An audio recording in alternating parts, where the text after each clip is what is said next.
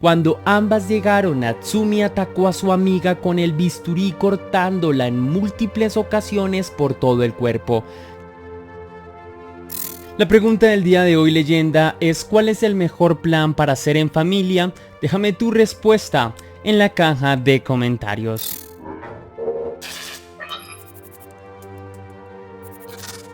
Todos los días suelo revisar casos y leer artículos sobre criminología. Debo confesar que hace parte de mi rutina la investigación de estos rubros temáticos, como también creo conveniente decir que más tiempo que lleve haciendo esto, cada uno de ellos siempre logra hacerme reflexionar de manera completamente diferente.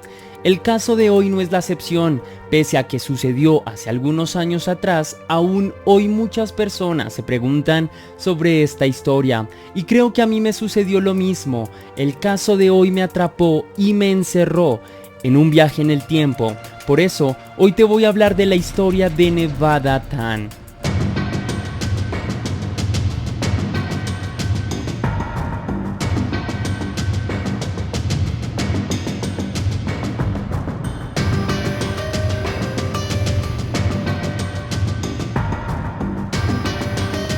Quiero que viajemos al pasado, al año 2004. Creo que es importante tener en cuenta que para ese año, Internet no era lo que conocemos hoy en día. De hecho, casi que se podría sintetizar en un par de páginas que habitualmente servían como foros.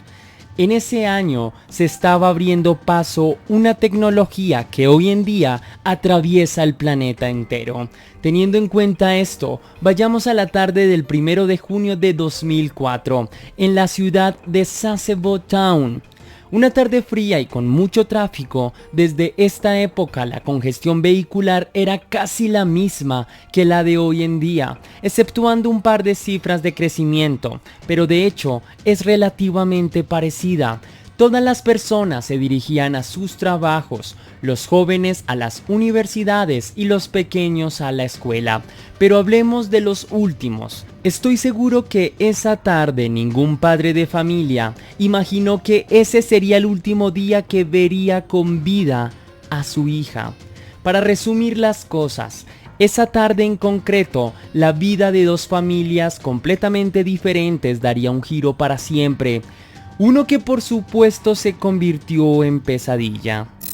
La niña que ves en pantalla es Natsumi Tsuji y la otra chica es Satomi Mitarai. Ambas eran amigas, confidentes y solían pasar mucho tiempo juntas. Cuando era la hora del descanso, solían jugar juntas o incluso contarse chismes. Les gustaba el baloncesto, por lo que era un deporte que practicaban con regularidad en la escuela. Pero como es habitual en muchas amistades, hubo una discusión que terminó afectando la relación de ambas pequeñas desde hace unos días atrás. Por la época de lo que te estoy hablando, las personas no solían contactarse por redes sociales como las de hoy en día, pero sí existía un mecanismo digital que les permitía en el entonces enviar mensajes y sostener una conversación. Así que estas amigas usaban esta forma para comunicarse. En una tarde, Satomi le envió unos mensajes de texto un poco ofensivos y desagradables a su amiga a través de un foro de esos que eran populares en la época.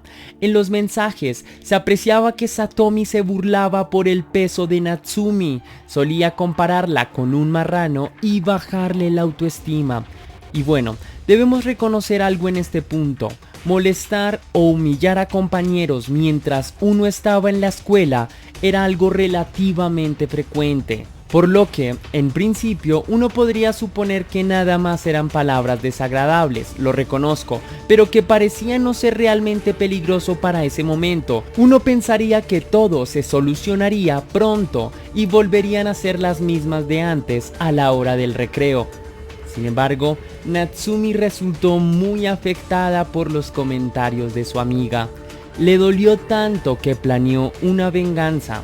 Así que la mañana siguiente de recibir los comentarios por el foro, Natsumi se despidió de su mamá como era habitual, con un beso en la mejilla y un caluroso abrazo. Su madre le alistó la lonchera y se despidió de ella, creyendo que todo estaba bien.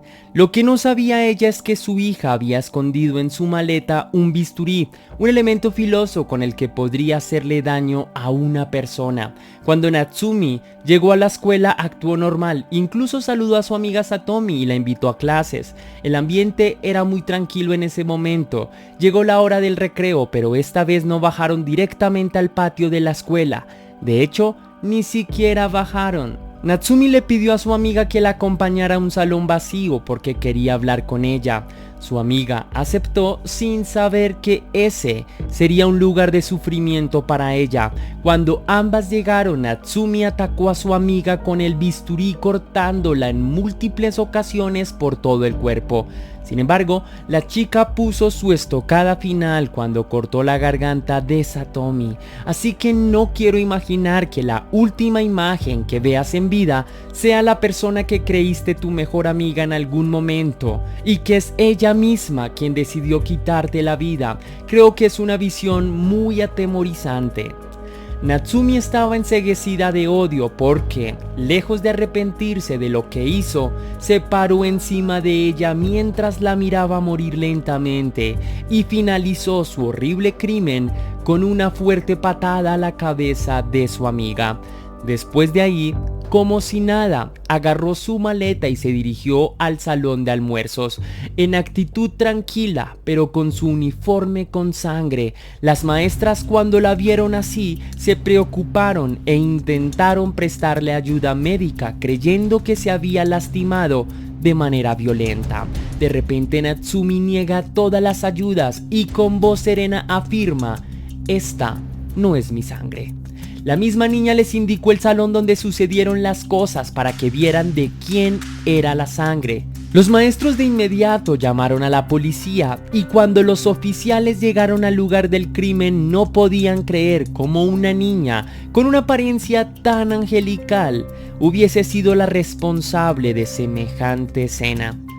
Nadie podía creer que Natsumi, con tan solo 11 años de edad, ya se había convertido en asesina y guardaba mucho odio en su corazón. Parece algo inaudito de creer, pero fue así.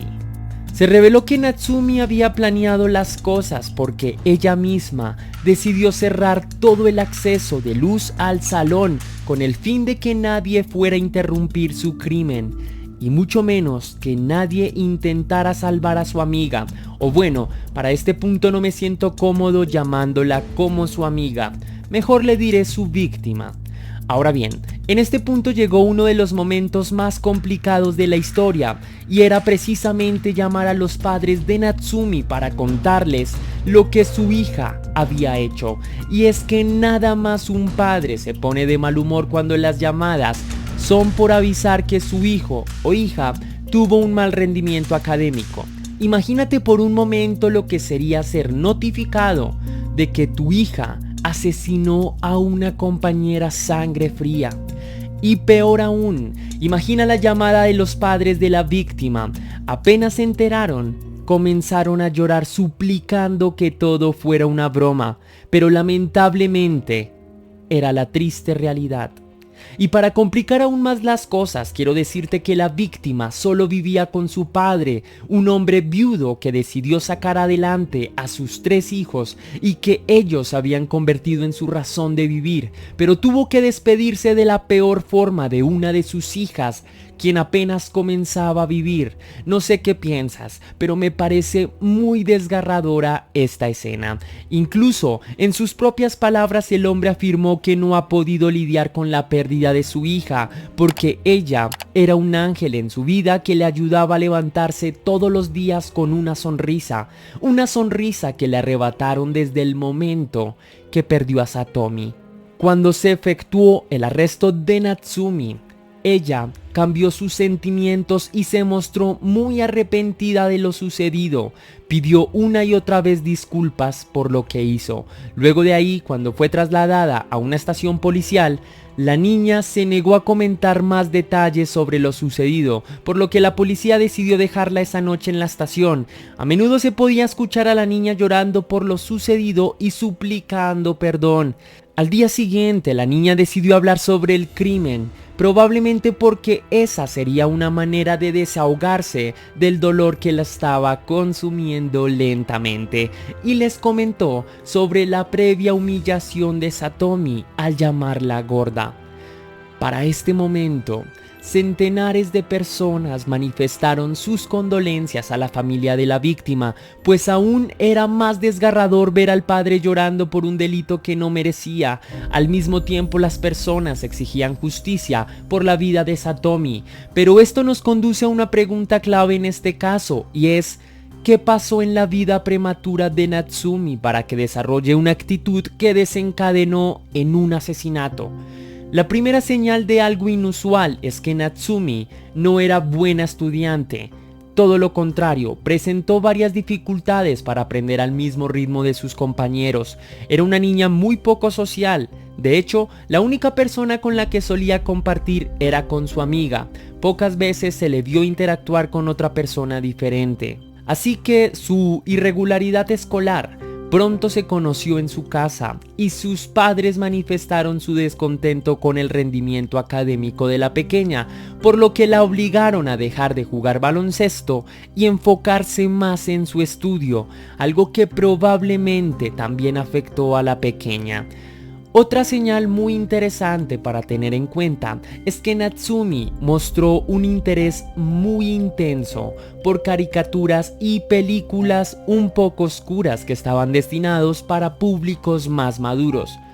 Una de las cintas que solía disfrutar mucho eran las de Battle Royale, cuya historia se basa en un grupo de estudiantes que son prisioneros de una isla y para sobrevivir deben asesinarse entre ellos para poder salir de ahí. Así que esto sirvió un debate muy interesante, y es sobre el control de los padres sobre los productos y series que permiten que sus hijos consuman. Y aunque en esencia parece que los padres tuvieran cierto grado de culpabilidad en ello, lo cierto es que controlar lo que ve un hijo resulta una tarea casi imposible, porque estos contenidos se pueden conseguir muy fácil y por múltiples vías de información, desde revistas hasta foros de internet. Así que sería un trabajo pero muy agobiante para el padre que pueda tener todo esto bajo control. El 15 de septiembre de 2004 se llevó a cabo el juicio en contra de Natsumi.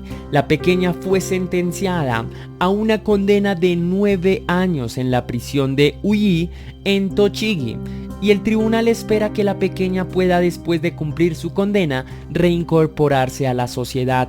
Para el año 2008 le concedieron la libertad domiciliaria a Natsumi. Para el 2013 finalmente consiguió su libertad completa y volvió a casa de su familia para empezar de cero una nueva vida y demostrarle a la sociedad que remendar sus errores del pasado sí es posible. Y como dato curioso para cerrar, la imagen de pequeña fue utilizada para decenas de dibujos anime, en donde pareciera que hay un sector de la sociedad japonesa y de otras partes del mundo que admiran su historia. Algo muy confuso de entender, por supuesto, porque por más razones que quieras meterle, no deja de ser un asesinato lo que la niña hizo, y es un acto bastante repudiable en una sociedad sana. Así que hasta aquí va el video de hoy, leyenda. Sin más que decir, gracias, déjame tu cósmico like y que las dudas te acompañen.